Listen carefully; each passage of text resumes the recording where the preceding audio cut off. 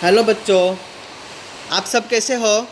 बच्चों, आज हम संधि के बारे में पढ़ाई करेंगे। देखिए बच्चों, संधि किसे कहते हैं? तो दो ध्वनियों के पास होने के कारण उनके आपसी मेल से उत्पन्न विकारी या परिवर्तन संधि कहलाता है। संधि के उदाहरण है जैसे महा प्लस इंद्र प्लस महेंद्र। क्या होता है? महेंद्र होता है। तो संधि के भेद बच्चों, संधि के भेद कितने हैं? 3 भेद है। संधि के कितने भेद है? 3 भेद है। वह नीचे मुजब दिए गए हुए हैं कि जैसे कि पहले संधि का भेद, पहला भेद है स्वर संधि, दूसरा भेद है व्यंजन संधि और तीसरा भेद है विसर्ग संधि। यह संधि के भेद है। अभी स्वर संधि में स्वर प्लस स्वर, व्यंजन संधि में स्वर प्लस व्यंजन, व्यंजन प्लस व्यंजन, व्यंजन प्लस स्वर होता है। और विसर्ग संधि में विसर्ग प्लस स्वर, विसर्ग प्लस व्यंजन होता है। तो देखिए आगे हम देखते हैं अभी स्वर संधि। स्वर संधि दो स्वरों का आपस में मेल होने पर उनमें जो परिवर्तन आता है वह स्वर संधि कहलाता है। उदाहरण है इसके नर प्लस इस तो नरेश, इति प्लस आदि तो इत्यादि। देखिए बच्चों, यहाँ पे पहला उदाहरण है नर प्लस इस का नरेश होता है। तो नर तो अ आता है, इसका ई आता है और नरेश का ए आता है। तो इसी तरह स्वर संधि के भेद। अभी देखिए बच्चों, स्वर संधि के भेद कितने? 5 भेद है। स्वर संधि के 5 भेद है। उसमें पहला भेद है दीर्घ संधि, दूसरा भेद है गुण संधि, तीसरा भेद है वृद्ध संधि, चौथा भेद है यन संधि और पांचवा भेद है अयादि संधि। तो पहला भेद है दीर्घ संधि। दीर्घ संधि की परिभाषा यह है कि समान स्वरों के बीच होने वाली संधि दीर्घ संधि कहलाती है। उनके कुछ उदाहरण है। देखिए यहाँ पे अ, ई, उ बराबर आ, ई, उ। तो यह दीर्घ संधि है। तो इसमें उदाहरण देखिए बच्चों, पहला अ प्लस अ बराबर क्या होता है? आ होता है। मतलब सत्य प्लस अर्थ तो क्या होता है? सत्यार्थ। कौन सा संधि, कौन सी संधि बनती है? सत्यार्थ। तो अ प्लस आ तो क्या होता है इसका? आ। तो शुभ प्लस आरंभ तो क्या होता है इसका शब्द? शुभारंभ। क्या होता है? शुभारंभ। इसी तरह आगे देखिए बच्चों, दूसरा है ई प्लस ई तो क्या होता है? बड़ी ई होती है। तो यहाँ पे कवि प्लस इंद्र तो बराबर क्या होता है इसका? कविंद्र। क्या होता है?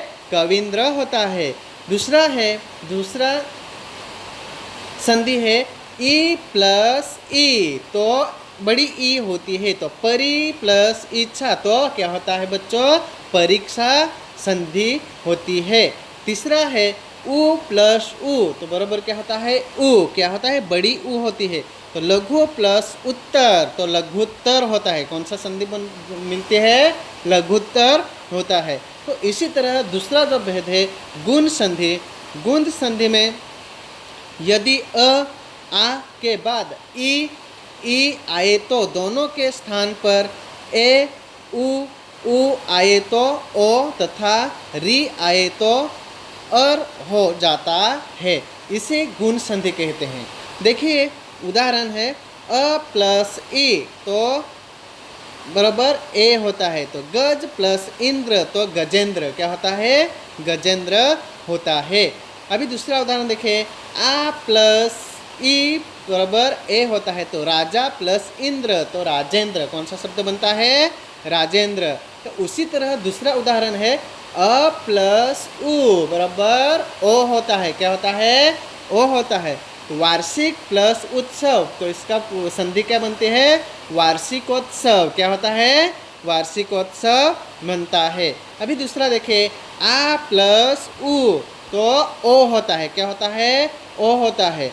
तो महा प्लस उष्मा, महा प्लस उष्मा बराबर संधि क्या बनती है? महोष्मा। क्या बनते हैं? महोष्मा बनते हैं। तीसरा उदाहरण है उ प्लस री तो अर बनता है। क्या बनता है? अर बनता है। तो राज प्लस ऋषि बराबर राजर्षि। राज प्लस ऋषि बराबर क्या बनता है? राजर्षि शब्द बनता है। तो उसी तरह अभी तीसरा जो भेद है वृद्ध संधि। कौन सा है? वृद्ध संधि। तो जब अ आ के बाद ए हो तो ए, और ओ और ओ हो तो ओ हो जाता है। इसे वृद्ध संधि कहते हैं। अ प्लस ए बराबर ए, एक प्लस एक तो एक एक शब्द बनता है। कौन सा? एक एक वृद्ध संधि बनती, इसे वृद्ध संधि कहते हैं। दूसरा उदाहरण है आ प्लस ए बराबर ए होता है, तो महा प्लस एक्य तो महक्य होता है। कौन सा होता है? महक्य वृद्ध संधि होती है। दूसरा है अ प्लस ओ, तो क्या शब्द बनता है? ओ। कौन सा? ओ। तो दंत प्लस ओष्ठ, दंत प्लस ओष्ठ बराबर दंतोष्ठ। कौन सा? दंतोष्ठ बनता है। तो इसी तरह दूसरा उदाहरण है आ प्लस ओ, तो ओ बनता है। कौन सा? ओ। तो राजा प्लस सौंदर्य का रा जो दार य ऐसा शब्द, ऐसा संधि बनती है। चौथा है यन संधि। चौथा कौन सा है? यन संधि। यन संधि जब ई उ या री के बाद कोई भिन्न स्वर आए तो इनके मेल से ई का य, उ का व तथा उ का य तथा इसमें री का र हो जाता है। इसे यन संधि कहते हैं। इसे क्या कहते हैं? यन संधि कहते हैं। अ प्लस ई प्लस अ बराबर य होता है, तो अति प्लस अधिक तो अत्यधिक क्या होता है? अत्यधिक होता है।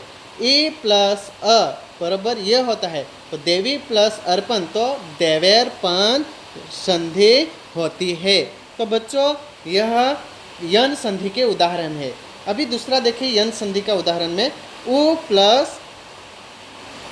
प्लस अ बराबर व बनता है, तो सु प्लस अच्छ मतलब इसका यन संधि क्या बनती है? स्वच्छ। क्या? स्वच्छ यन संधि बनती है। अभी 3 नंबर में देखिए बच्चों, 3 नंबर में है री प्लस अ बराबर र, तो पितृ प्लस अर्पण, पितृ प्लस अर्पण होता है पितृर्पण। क्या होता है यन संधि में? पितृर्पण यन संधि होती है। उसी तरह अयादि,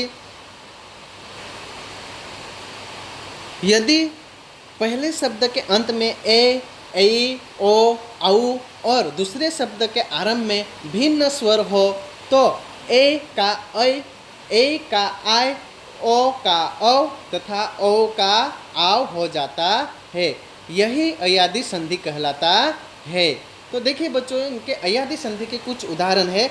ए प्लस अ तो ऐ होता है, से प्लस अन तो शयन। कौन सा अयादि संधि कौन सी बनती है यहाँ पे? शयन। दूसरा उदाहरण लीजिए औ प्लस अ, इसका बराबर क्या होता है? आव। तो देखिए बच्चों पो प्लस अ तो पावक, अयादि संधि कौन सी बनती है? पावक बनती है। इसी तरह हम कई सारे ऐसे उदाहरण बच्चों हम बना सकते हैं। तो व्यंजन संधि के परिभाषा, व्यंजन संधि किसे कहते हैं? तो देखिए बच्चों व्यंजन संधि कि किसी व्यंजन का स्वर अथवा व्यंजन से मेल होने पर जो विकारी परिवर्तन उत्पन्न होता है वह व्यंजन संधि कहलाता है। उदाहरण है तत् प्लस लीन, तो इसका व्यंजन संधि क्या बनते हैं? तल्लीन। क्या बनते हैं? तल्लीन बनता है। दूसरा उदाहरण है सत प्लस जन, तो यहाँ पे व्यंजन संधि क्या बनती है? सज्जन। क्या बनती है? सज्जन बनती है। तो वर्ग के पहले वर्ण का तीसरे वर्ण में परिवर्तन, तो जैसे देखिए वर्ग के पहले वर्ग का तीसरे वर्ण में परिवर्तन क्या है? क और ग, तो दिक प्लस अंबर, तो यहाँ पे दिगंबर, दिगंबर ऐसा व्यंजन संधि बनती है।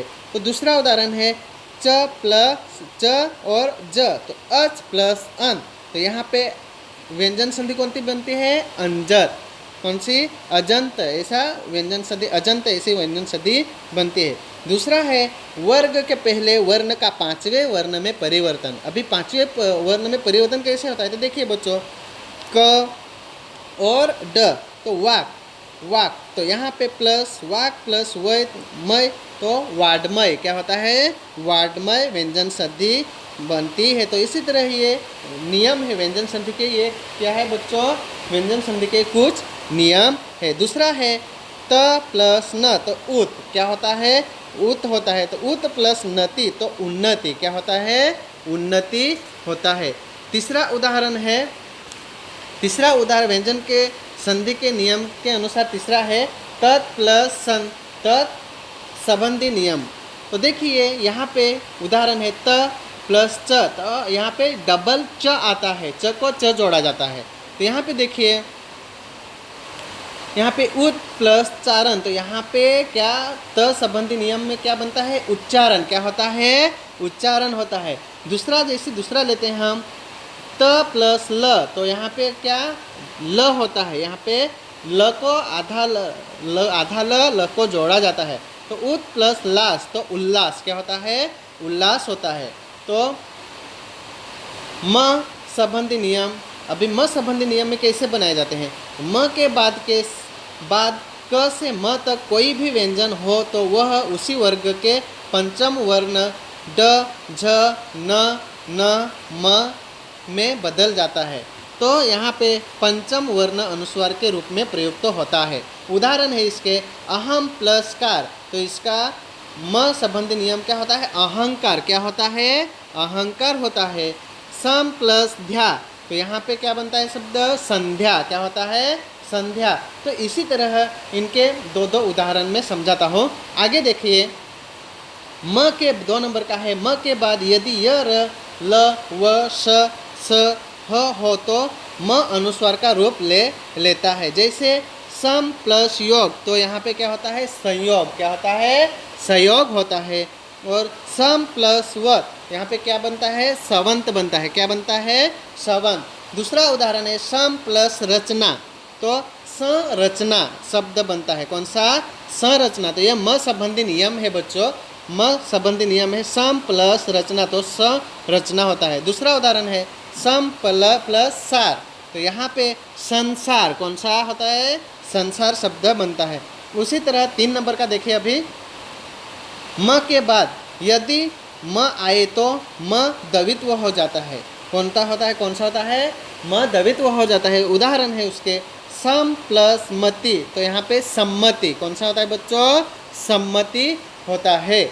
तो यहाँ पे सम म में हलंत लगा हुआ है, इसलिए यहाँ पे म डबल होता है, म आधा म को जोड़ा जाता है।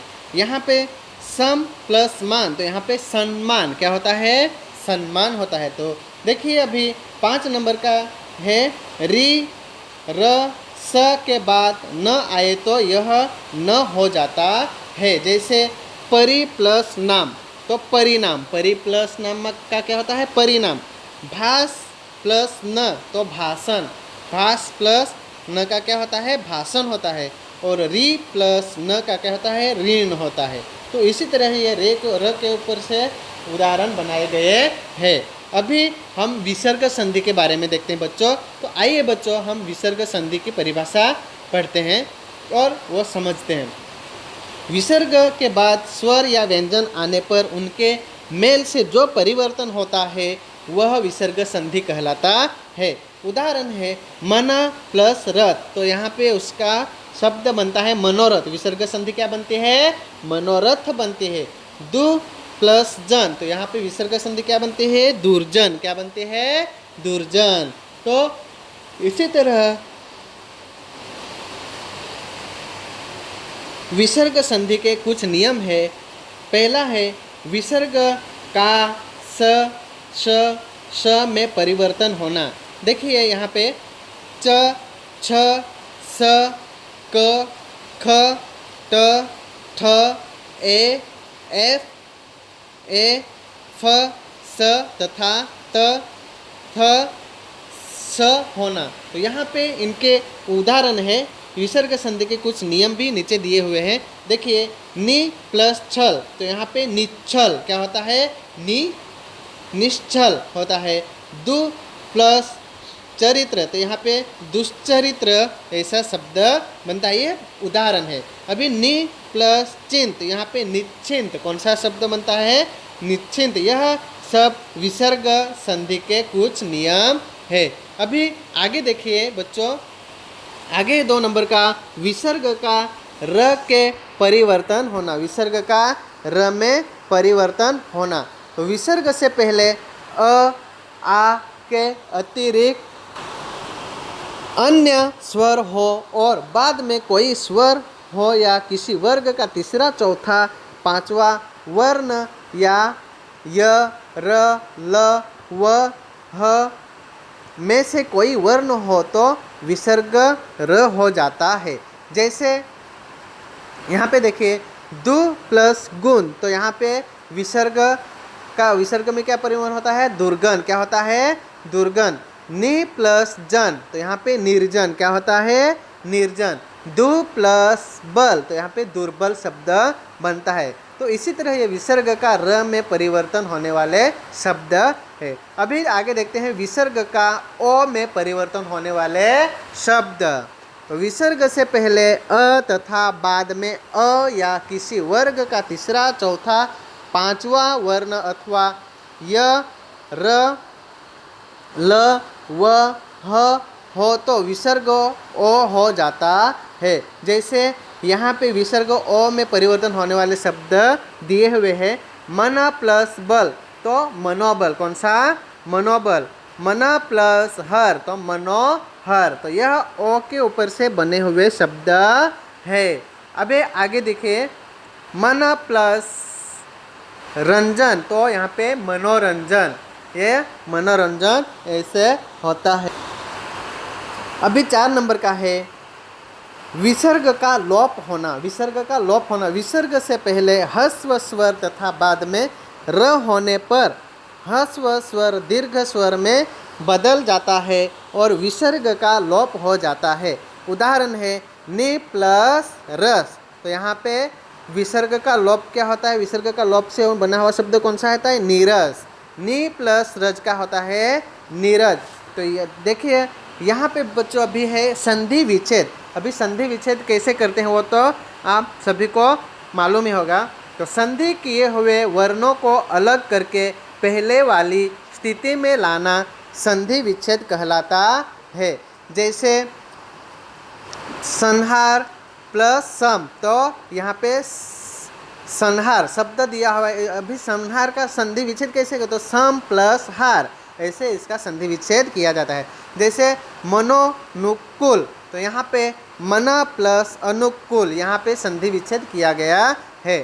तपोबल, यहाँ पे तप प्लस बल, तो यहाँ पे ऐसे संधि विच्छेद किए जाते हैं। तो यह बच्चों आज हमने संधि विच्छेद के बारे में संधि के बारे में पाठ पढ़ाई की है। आप सभी को यह पाठ समझ में आ गया होगा। धन्यवाद बच्चों।